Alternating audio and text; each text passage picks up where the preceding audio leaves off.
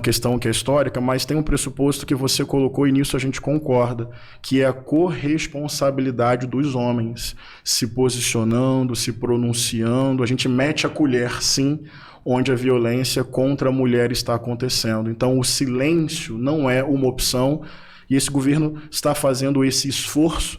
O presidente Lula, por exemplo, não disse que fraquejou, né, com a possibilidade de ter uma filha.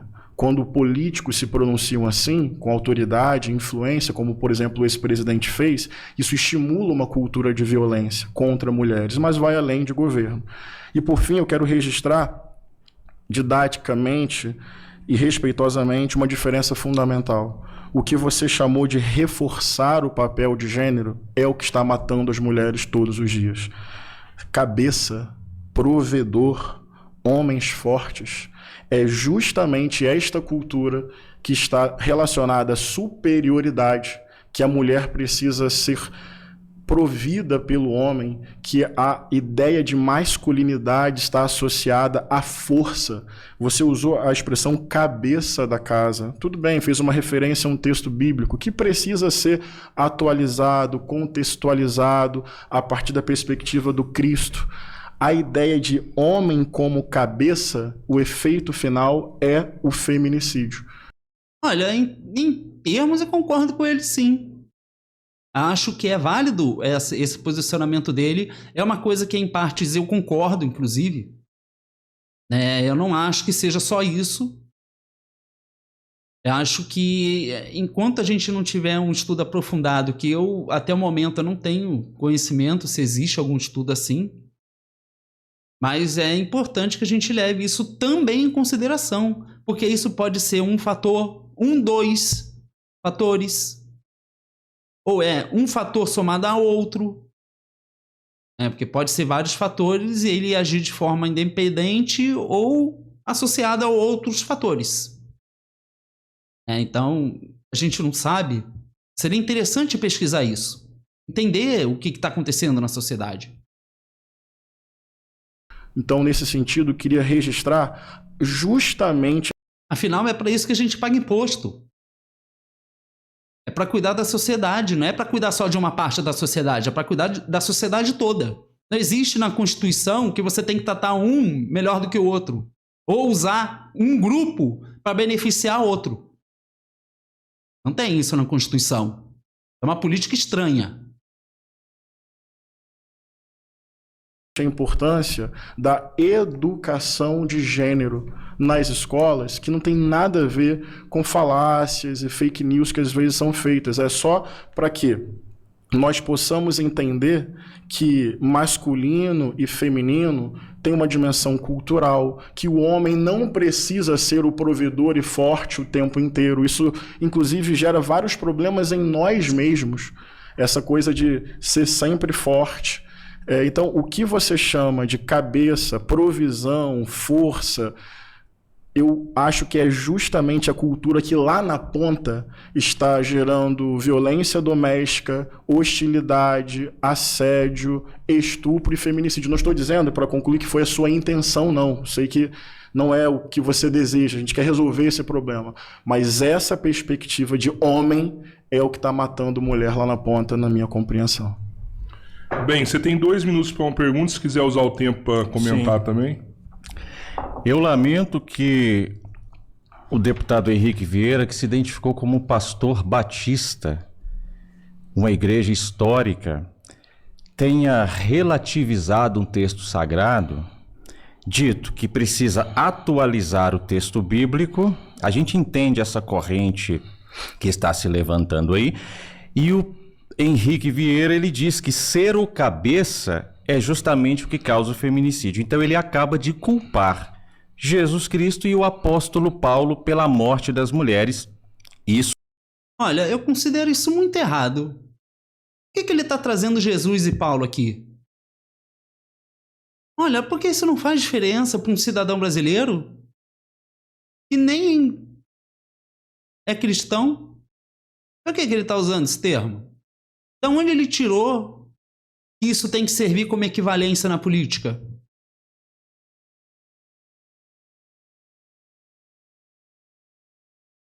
Aonde que está escrito que é permitido ao Estado botar a goela abaixo do cidadão a religião dele?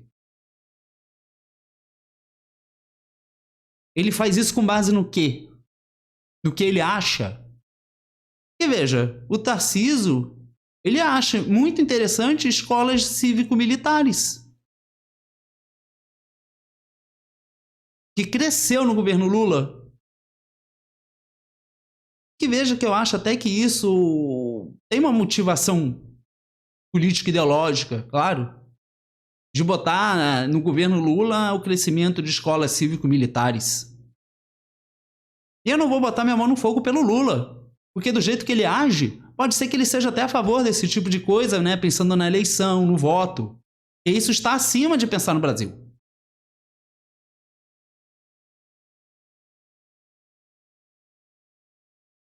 E outra coisa, se a gente levar para a Bíblia, Jesus nunca falou coisa de cabeça. Tem menções parecidas de Pedro, que é um judeu que ele viveu, né, contaminado, vamos botar entre aspas, pela ideia, né, tradicional religiosa dos judeus. Então, claro, ele vai tentar ensinar Jesus, mas ainda enraizado com aquilo que ele entendia de religião ou de fé. E Paulo é uma pessoa muito estranha, porque Paulo na Bíblia ele ensina muita coisa que Jesus nunca falou. Então tem que ter cuidado quando lê a Bíblia, porque a Bíblia não é um livro 100% intacto, não. Muita coisa ali se perdeu, muita coisa foi inserida, muita coisa foi adulterada. Então, é melhor que se for usar a Bíblia, use os ensinamentos de Jesus. Ali é mais garantido. Porque eu não acho interessante botar os ensinamentos de Paulo acima daquilo que Jesus ensinou. Eu acho meio incoerente fazer isso. Então você veja que o que ele está trazendo aqui nem é condizente com o que está na Bíblia. E se ele age já desse jeito, aí ele está querendo ser malandro. Porque ele está querendo usar da política para vencer, lacrar em cima do oponente que é da esquerda. Então, para ele é importante isso. E isso é uma retórica que os políticos fazem muito interessante. Porque num trecho de uma entrevista, eles próprios se contradizem. Porque eles se baseiam e trabalham a construção argumentativa deles, né, dentro de um contexto. É dentro de cada pergunta. Então não se surpreenda se numa pergunta a pessoa dizer A, é a favor de A, e depois na outra pergunta ele falar que é a favor do B. Não se surpreenda. O momento de uma entrevista de um político não é a entrevista, são as perguntas. Então se começa, cada pergunta é uma nova entrevista para o político. Porque ele vai dançar ali de acordo com cada pergunta. Então aí vale dizer qualquer coisa, se contradiz. Aí depois uma pessoa dessas é eleita, e aí assim, é contar com a sorte, para ver que tipo de política uma pessoa dessas vai fazer. Porque em nome da direita ou esquerda, ele precisa lacrar em cima do oponente, então ele vai jogar qualquer coisa.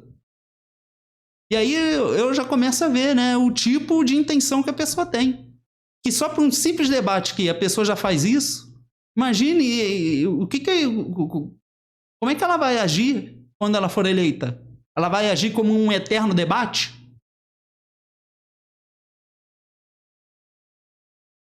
Cadê o artigo 5º da Constituição? Precisa ser respeitado. O Estado tem que prover a vida de todo cidadão brasileiro.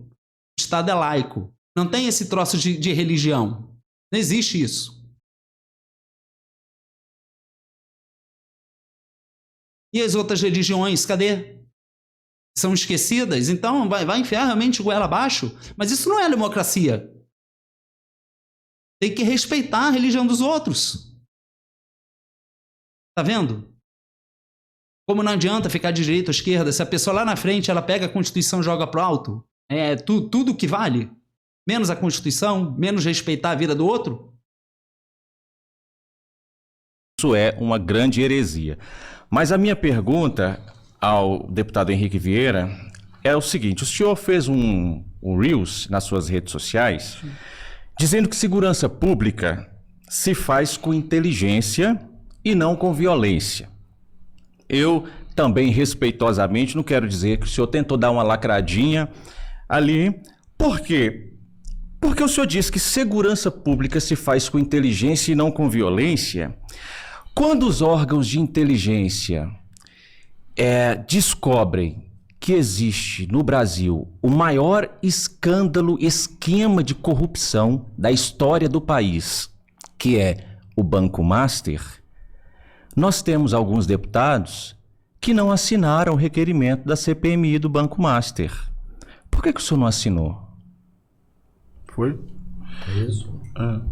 5 minutos para a resposta. Bem, eu assinei, mas já vou falar sobre isso. Tem uma desinformação na sua pergunta.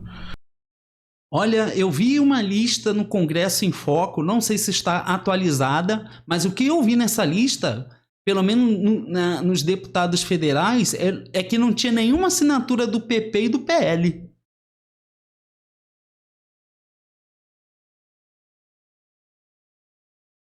Isso chamou a minha atenção, mas assim, como eu estou falando, eu não sei se é uma lista atualizada. Se alguém tiver uma lista atualizada aí, eu agradeço. Mas me chama muita atenção que a esquerda não vai na rua, né? Para se manifestar em relação a essa coisa do Banco Master. Eu tô vendo o MBL fazendo isso. Você pode até me falar, não, mas isso daí nada a ver ao MBL, mas se a gente ficar botando sempre essa coisa de direita ou esquerda, então a gente não vai protestar porque o MBL é de direita e está protestando?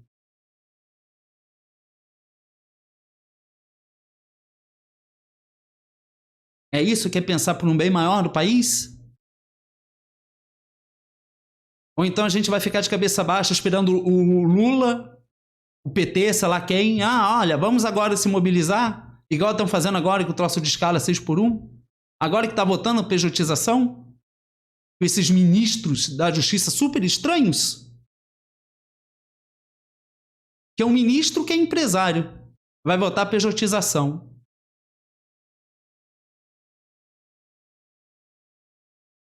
Olha que interessante, né? Veja que ele está botando os interesses de um cidadão brasileiro, de um grupo de cidadãos brasileiros, em cima dos interesses, acima dos interesses de outros cidadãos brasileiros.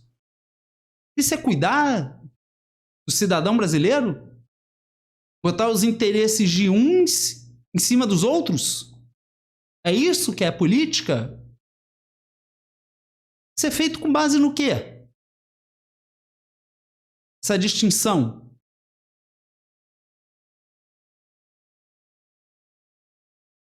Então é muito interessante, né? E agora a esquerda está falando que o ministro que o Lula botou é amigo, na verdade, do Bolsonaro. Coisa, né? Bem, você não está usando barba. Você relativizou um texto bíblico? Não. Você atualizou um texto Não, bíblico? também não. Então é isso. Texto fora de contexto vira pretexto para qualquer coisa. Então, essa perspectiva eu discordo bastante. A Bíblia, na minha compreensão e respeito à divergência... Olha que interessante. Gostei muito dessa última fala dele. Foi muito interessante e o B. Mendes riu, né? Deu aquela risada do tipo que, pô, fui pego, né? Muito interessante. Gente, ó, vamos ficar de olho. Esse ano é eleição. Tá? Aqui eu não tenho rabo preso com ninguém. Eu tenho propósito para estar aqui. Entendeu? Independente de qualquer coisa, eu tenho propósito para estar aqui. E a gente precisa cobrar desse pessoal para eles entenderem que tem que seguir a Constituição. Aqui não é uma coisa assim que você faz o que quer. Para nenhuma esfera de poder. Ninguém está acima da Constituição. Se a gente não passar a ir na raiz do problema, e para mim, pelo menos, né, É uma forma de tentar mudar um pouco, as pessoas respeitarem mais o nosso povo, esses políticos respeitarem o nosso povo. Talvez uma forma seja a gente ir para a Constituição e começar a ir folha em folha e ver o que está sendo botado em prática e o que não está sendo botado em prática. E não adianta, porque a lei, as coisas ruins é só para o povo, né? As regalias, as coisas boas, nunca é tirado deles. Eu quero ver que via que eles usam para isso.